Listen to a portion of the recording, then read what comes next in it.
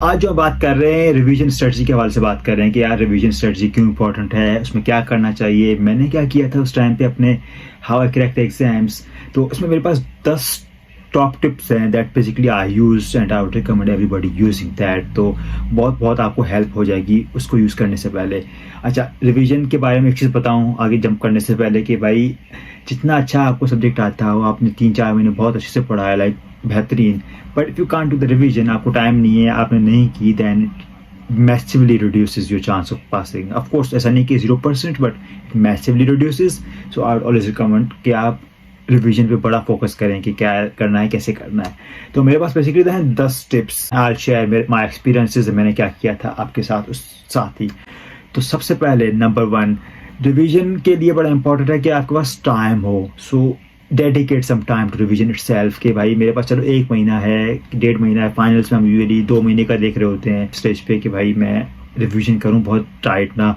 तो सिलेबस को पहले ख़त्म करने की कोशिश करो। अगर वो नहीं हो पा रहा तो फिर आपके पास रिवीजन का टाइम नहीं मिलेगा and that's going to be difficult. तो number 1 is that. Second, this is most important from my perspective is to do active revision and not passive revision. अब इसका मतलब ये है कि भाई पैसिव रिवीजन इज समथिंग आप बुक्स पढ़े जा रहे हो, उसी बुक को, उसी पैरा को, उसी चीज़ों को साथ साथ like every day, every other day, every week उसी को पढ़े जा रहे हो। आपको पता है, आपको सब समझ आता है, but you are not actively using your mind कि भाई कुछ सिचुएशन आ जाती है तो मैं क्या करूँगा। आप जो पढ़ रहे हो चलो आपको इवन याद भी हो जाएगा वो, बट पेपर इतने सिंपल तो आते नहीं है कि आपने कुछ याद किया था वही आ गया। सिचुएशन आती है तो you are not using that mind in the passive state. तो एक्चुअली यूज द माइंड जब कोई सवाल देख रहे हो, कुछ पढ़ रहे हो, try to link with the other sections, other places कि क्या हो सकता है क्या नहीं। तो दैट्स द प्रोसेस, वो आपको रियल लाइफ में भी बड़ा हेल्प करेगा and that's something I really recommend.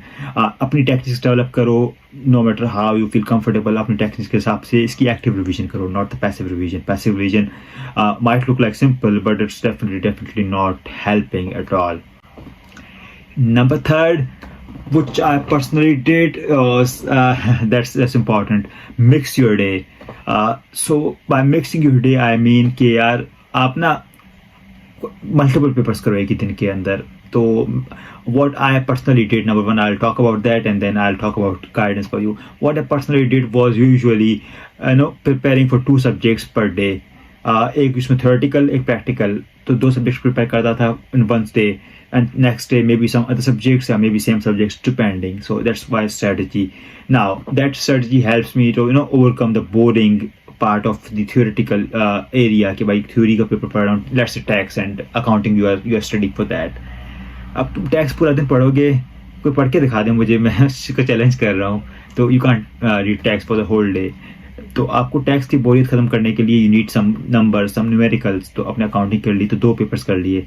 Similarly आप पूरा दिन अकाउंटिंग करोगे इंटरेस्टिंग, तो आपको टैक्स भी तो करना है बाद में। तो आप उसके लिए ऐसे नहीं छोड़ो कि उसको मैं बाद में करूँगा, because that will get boring definitely. So mix your day. I personally recommend 2 papers. 4 paper करना बहुत ज़्यादा ओवर हो जाता है because you can't focus on papers then. तो don't over mix but do mix your day.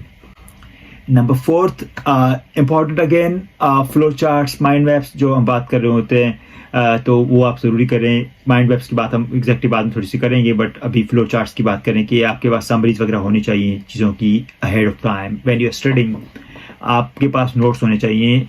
When you summarise the things, key points, all the stuff जो मैंने हमेशा बताया है इन वीडियोज़ में, you highlight what is the core areas, strong areas हैं, जो weak areas हैं, you need to have the summaries to yourself. तो आप वो यूज़ करेंगे पढ़ने के लिए।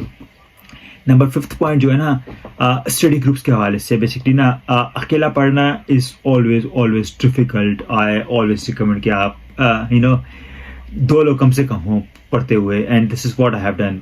मैं कभी अकेला नहीं पढ़ा, इवन मैं घर पे अकेला पढ़ा, then I had continuous contact with people, call से वो डिस्कस करने के लिए कंफर्ट भी आता है, सोशल इंटरेक्शन भी रहती है, आपको समझ नहीं आता है, एक दूसरे से पूछ भी लेते हो एंड मैनी मोर थिंग्स। तो that's why I always recommend कि आप 2 लोग कम से कम पढ़ो साथ में, दोनों को बूस्ट मिलता है, हेल्प मिलती है। Number 6, mind maps, again important.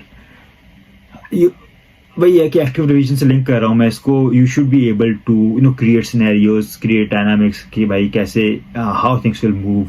आप पढ़ रहे हो उस टाइम पे आपके साथ ही होना चाहिए. And then in the revision you are actually thinking about it कि सवाल ऐसे आ रहा है तो मैं इसको कैसे करूँ एंड देन कैसे आगे बढ़ूंगा. You need to have that insight in your mind. But that's and ये ऐसा नहीं कि मैंने किया था. This is one of the top techniques in the world के रिवीजन के लिए. Mind maps are really really important along with flow charts. तो दैट्स द नंबर 6.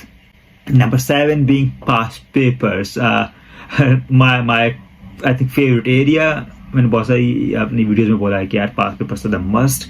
उसको ढंग से करो, उसको बड़ी तैयारी करो मजे से. रिवीजन के टाइम भी ना जो आप क्वेश्चन सारे स्किम करो अनलेस कोई बहुत ही सिंपल है.